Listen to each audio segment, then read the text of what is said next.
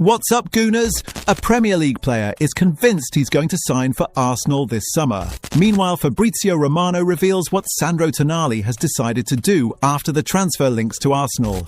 And Arteta drops a bombshell revelation about Miles Lewis-Skelly. All that and much more coming up right now. But first, click the subscribe button because we bring you Arsenal news every single day and you don't want to miss out, right?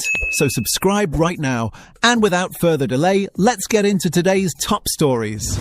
Gooners talk around Tino Livramento, and Arsenal is starting to build as we head into the summer. It was reported this week that Arsenal are prepared to make an offer for the Newcastle star, and it seems as though this one may be moving in the right direction. Indeed, according to Hand of Arsenal, a famously reliable ex-account, Livramento is already convinced he will end up at the club. There hasn't been any concrete movement here, but in Livramento's mind, this deal could well go ahead this summer. Listen to what Hand of Arsenal revealed, and this is absolutely critical. The insider claimed that Livramento is convinced his move to Arsenal is set to go ahead. But as of right now, Arsenal have not contacted Newcastle about any deal. Finally, like last summer, multiple targets are being spoken to for each position. One of these players is Livramento, who is convinced he is joining Arsenal. I must stress we have not made any contact with Newcastle, so there is no current indication he is our top target. That creates an interesting dynamic. On one hand, a player believing a move is likely often points to background conversations or encouragement from intermediaries. On the other, the lack of direct contact with Newcastle suggests Arsenal are still at an early stage in their planning. Arsenal are clearly exploring multiple options across different positions rather than committing to a single target. That approach allows them to assess value, availability, and fit before making a final decision. From a football perspective, the interest makes sense. Arsenal are looking to strengthen at right-back, particularly with Ben White's recent dip in form. Livramento offers pace, attacking intent, and Premier League experience, while also meeting homegrown requirements for European competition. Livramento would be a fantastic signing, it must be said. The fullback ticks so many boxes for Arsenal, and he could be an instant hit. However, we've been here before when players are convinced they're signing for Arsenal only for things to go awry. Just ask Mykhailo Mudryk about that. It still remains to be seen whether or not Livramento will become an Arsenal player. Livramento's convinced he's joining, but we haven't even called Newcastle yet. Is this just agent talk, or are there serious conversations happening behind the scenes? What's your take? While Livramento waits, Fabrizio Romano has news on Tonali. Gooners, Arsenal have been strongly linked with a move to sign Sandro Tonali in recent months. Andrea Berta is prioritising three key areas ahead of the summer window, and central midfield is right at the top of that list. Several names have been mentioned, but Tonali stands out as a player who ticks every box for Mikel Arteta.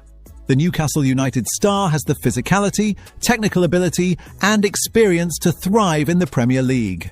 Now, Arsenal may have just received a significant boost in their pursuit, as the Italian is said to have made a decision on his future.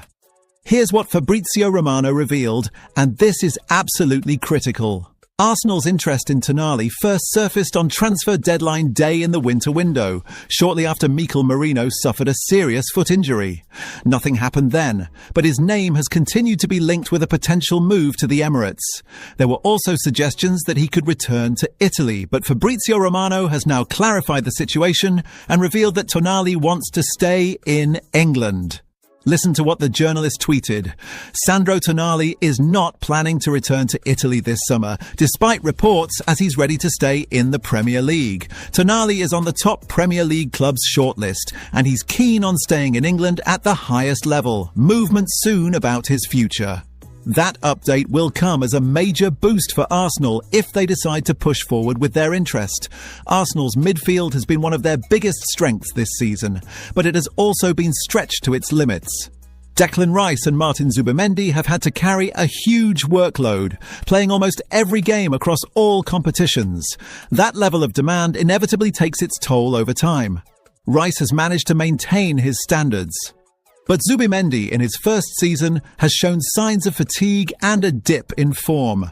Adding a player like Tonali would allow Arteta to rotate more effectively and manage minutes better. It is a problem Arsenal need to solve. And Tonali looks like the perfect answer. Tonali wanting to stay in England rather than go back to Italy. Does that make him Arsenal's top midfield target now, or should we be looking elsewhere? Let me know. While Arsenal chase Tonali, Lewis Skelly's future remains uncertain. Gooners Miles Lewis Skelly was one of the big winners from Arsenal's win over Fulham this weekend, but he could still end up leaving the club. Lewis Skelly was out of the picture for plenty of time this season, but has been given a few chances in recent weeks and has excelled. Stuck in midfield alongside Declan Rice this weekend, Lewis Skelly was brilliant in a dominant performance. However, despite the recent resurgence for the youngster, Arsenal could still sell him this summer. Here's what the Telegraph report, and this is absolutely critical. Arsenal are expected to be busy in the summer window, but while spending won't be a problem, it also means they might need to bring money in. According to the Telegraph, Lewis Skelly is well regarded at Arsenal, but the club are still considering selling their man this summer. The big reason behind any potential sale comes in the form of Arsenal complying with financial regulations. Selling Lewis Skelly would count as pure profit, meaning the club could offset the entirety of any fee made against potential incomings. Of course, Arsenal fans would rather see one of their young stars be kept at the club. There are also suggestions Ethan Nwaneri could be sold as Arsenal look to bring in as much money as possible. Lewis Skelly's recent midfield performances will have given the Arsenal board, as well as Mikel Arteta, food for thought.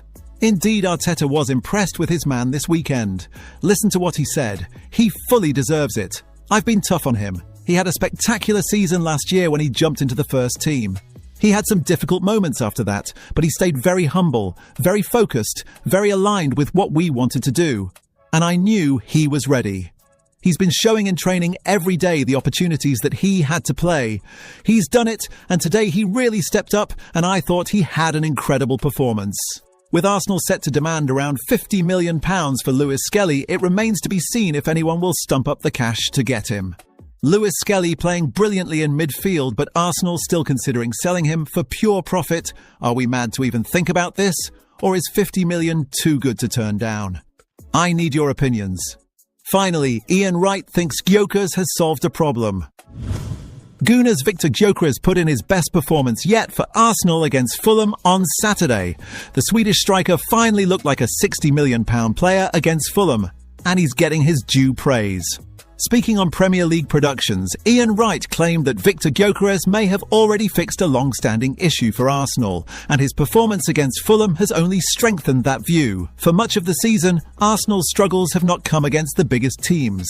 Instead, it has been against the so-called smaller sides, where points have been dropped and chances wasted.